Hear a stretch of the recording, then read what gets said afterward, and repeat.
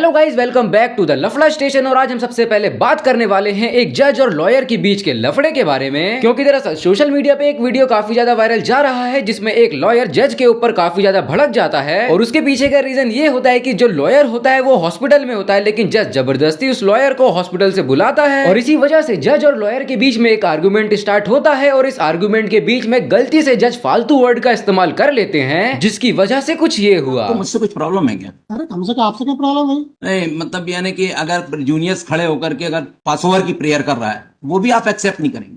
अरे तो करते रहे आप तो भाई मैं हॉस्पिटल में था, वहां मेरे को फोन आया, मैं इमीडिएटली आया। ये नहीं कहा उन्होंने हॉस्पिटल में, उन्होंने नहीं कहा एक शब्द भी।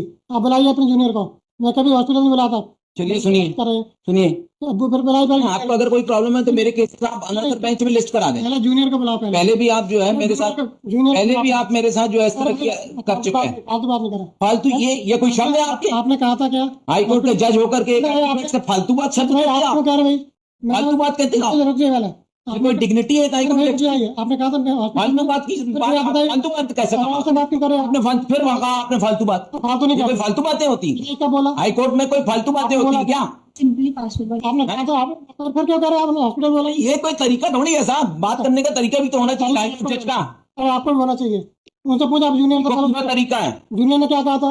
आप मेरे केस जो है ना तो बेंच में कर दीजिए। मैं कर रहा जूनियर से पूछा करो आप। ठीक है, जूनियर ने कहा कि हॉस्पिटल में आपने कहा था मैडम।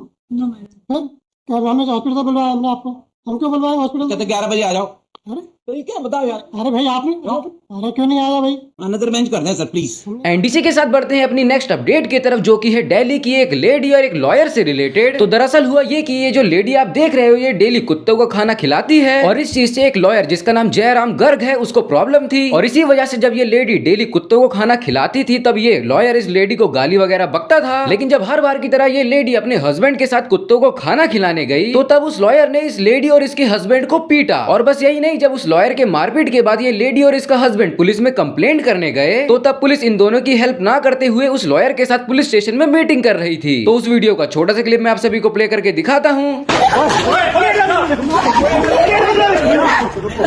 मेरा नाम नीति है, मैं पश्चिम बिहार में A1 5 ब्लॉक में रहती हूँ। मेरे नीचे रहने वाला आदमी पेशे से वकील है, उनका नाम जयराम गर्ग है। पिछले काफी टाइम से वो मुझे डॉग फीडिंग को लेकर हैरेसमेंट करता है और आते जाते कमेंट्स बाजी और गालियां देता है। और आज उसने सारी हदें पार करती है, मुझे और मेरे हस्बैंड को पूरी तरह से मारा है और गली के बीच में मारा और खून से फाड़ दिया। मेरी चेस्ट पे पर्सनल पार्ट उस बदतमीज आदमी ने गंदे ढंग से मारा पीटा है और 1 घंटे से ऊपर हो गया मैं पुलिस स्टेशन खड़े हुए, मैं यहाँ कोई हेल्प नहीं दी जा रही।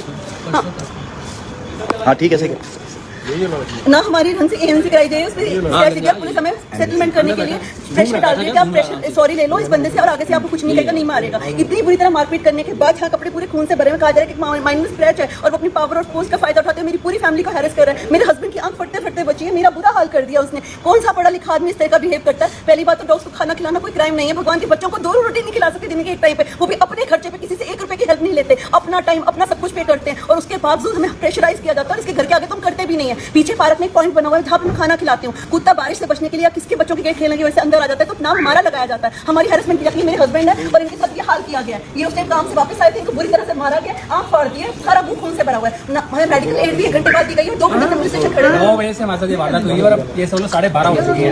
हैरेसमेंट की भी तो हैरेसमेंट होती है ना, कितनी हैरेसमेंट होती है कि पहले हम अपने इलाज के लिए तड़प रहे थे, अब यहाँ FIR के लिए तड़प रहे हैं पुलिस स्टेशन में। पुलिस स्टेशन वालों ने गेट बंद कर दिया, बाहर खड़ा कर दिया कि जो बात करनी है बाहर करो। ये तो हाल है, हेल्प क्या मिलेगी? ये तो शुक्र है आप लोग आए हुए तो थोड़ी। ये भाग रहे हो सर? कहाँ भाग रहे हो? इधर आओ सर। ये भाग रहा है, एक औरत को इसने मारा है, ये इसके साथ में, ये साथ में इसके।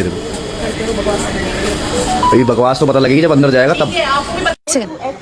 HR 42H9090 उसी बंदे की, जयराम गर्ग की गाड़ी है। ये मेरा पड़ोसी है और ये पुलिस थाने के अंदर बैठा हुआ है, पूरी अंदर बांध पुलिस वालों के साथ मीटिंग चल रही है और हमें जिन्हें मार पड़ी है ना कोई ट्रीटमेंट किया जा रहा है ना हमारी कोई सुनवाई हो रही है। हमें सड़क पे बाहर पुलिस थाने के बाहर खड़ा कर दिया गया है, दरवाजे बंद कर दिए गए और मेरी पूरी फैमिली को पुलिस स्टेशन बाहर खड़ा कर दिया गया। एनडीसी के साथ बढ़ते हैं अपनी नेक्स्ट अपडेट की तरफ, जो कि है एजाज खान से रिलेटेड। तो एक बार फिर एजाज खान को पुलिस से हाथ जोड़ के माफी मांगनी पड़ी, वो भी इसीलिए क्योंकि दरअसल अभी रिसेंटली एक न्यूज वायरल गई थी जिसमें एक MP का गैंगस्टर जिसका नाम था सलमान लाला, उसके ऊपर मल्टीपल केस थे। तो उसी से रिलेटेड ये न्यूज आई थी कि सलमान लाला की समुद्र में डूबने की वजह से डेथ हो गई। लेकिन सलमान लाला की फैमिली ने डिनाई करते हुए ये बोला कि सलमान पानी में डूब के मर ही नहीं सकता, क्योंकि वो एक बहुत मशहूर तैराक था और इसीलिए जो सलमान की डेथ हुई है डूबने की वजह से नहीं, बल्कि पुलिस ने कस्टडी में सलमान को बहुत ज्यादा टॉर्चर करके मार दिया। तो इसी पे एजाज खान ने सलमान लाला के सपोर्ट में कुछ ये कहा था। सलमान लाला डूब के मर गया तालाब में, ऐसा बोला जाता है। मुझे ऐसा लगता है कि वो तैराक था बहुत बड़ा, समंदर में तैरने वाले तालाबों से डूब के नहीं मर जाया करते, और गैंगस्टर था वो, ठीक है। मैं उसे जानता तो नहीं हूं, लेकिन ऐसा बोला जाता है वो गैंगस्टर था। गुनाह उसका ये नहीं था कि वो गैंगस्टर था, उसका गुनाह ये है कि वो मुसलमान था, इसलिए मार दिया गया इस तरह से। और एजाज खान की इसी बात की वजह से एमपी पुलिस ने एजाज खान के ऊपर पुलिस के मामले में दखलंदाजी करने की वजह से एफआईआर करी, जिसके बाद एजाज खान ने पुलिस से माफी मांगते हुए ये अपॉलॉजी अपलोड करी। इन्फ्लुएंसर नहीं था, वो एक अपराधी था, और उस पे अपराध के कई मामले दर्ज थे, और कई वक्त से पुलिस उसका पीछा कर रही थी, और उसकी मौत डूबने से हो गई। मुझे बहुत अफसोस हुआ, मैंने वीडियो को ऑन द स्पॉट डिलीट कर दिया। मुझे बहुत अफसोस है, बहुत माफी भी चाहता हूं मैं कि मैंने पुलिस के मामले में दखलंदाजी की। जो एमपी पुलिस अपना काम बड़े अच्छे से कर रही है। एनडीसी के साथ बढ़ते हैं अपनी नेक्स्ट अपडेट की तरफ, जो कि है थगेश से रिलेटेड। तो क्या थगेश ने अश्नीर ग्रोवर को ट्रोल किया? वो भी इसीलिए क्योंकि दरअसल अभी रिसेंटली अश्नीर ग्रोवर का बिग बॉस की तरह एक शो आया है जिसका नाम है राइज एंड फॉल, और इस शो के अंदर आरुष भोला, पवन सिंह, धनश्री वर्मा जैसे कई सुपरस्टार और फेमस लोग गए हैं, जिसकी वजह से ये शो बिग बॉस की टीआरपी को भी टक्कर दे रहा है। तो इसी पे थगेश ने अश्नीर ग्रोवर को ट्रोल करते हुए क्या कुछ कहा, उसका छोटा सा क्लिप मैं आप सभी को प्ले करके दिखाता हूँ। अश्नीर ग्रोवर ने अरबाज पटेल को गंदा वाला झाड़ दिया। निकल। इसको झाड़ना कम और सर पे टपली देना ज्यादा बोलते हैं। हालांकि वो बात अलग है कि टपली देने के लिए अश्नीर ग्रोवर को सीढ़ी लगाना पड़ेगा, क्योंकि ऑनेस्टली स्पीकिंग अश्नीर ग्रोवर कितना भी ट्राई कर ले भाई, जब स्टेज पे आते हैं ऐसा लग रहा है इंश्योरेंस बेचने आए। एंड बाकी इस सब के बारे में आप सभी का क्या ओपिनियन है मुझे कमेंट सेक्शन में जरूर बताना। बाकी वीडियो को यहाँ तक देख ही लिया है तो वीडियो को लाइक करके चैनल को सब्सक्राइब जरूर से कर देना यार।